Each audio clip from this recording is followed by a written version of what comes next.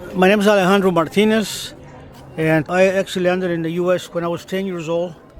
I had legal status. I had my green card since I was 10 years old, and I was in the U.S. for about over 40 years until my deportation in about 2011. I went to elementary school in the U.S., junior high school, and I was a year and a half short of a bachelor's degree out of Long Beach State College. In the year 2001, I became a loan officer in San Diego, and I worked to 2008 until the crash. I made a lot of good money. I was averaging about $150,000 for about 4 years, and then we had the financial crash and everything went down, so we no longer had jobs. So we started doing modifications, short sales, etc. After that, I started living in Tijuana, met some people, and I got set up with a car, and it was loaded with cocaine, and I got busted. So they gave me a 2-year sentence because I had no criminal record. Then my time to 2 years, and they sent us to Oakland jail, a real ugly jail, for 6 weeks waiting to see a judge, an immigration judge in San Francisco. They say you could fight your case more, you're going to get deported.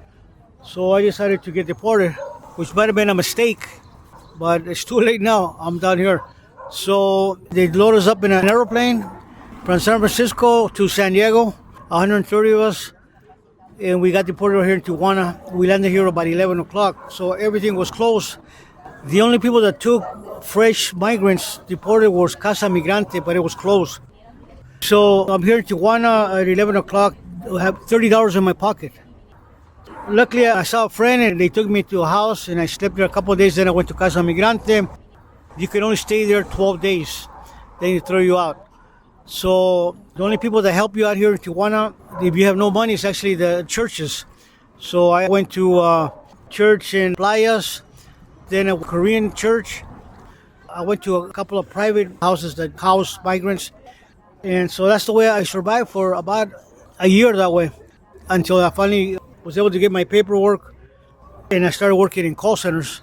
For the meantime, my second year, I finally got my place, and I had a home office doing telemarketing services.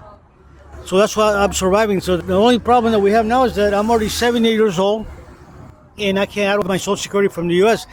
The U.S., if you get deported, they hold your Social Security. It says you have to come back in the country to get it.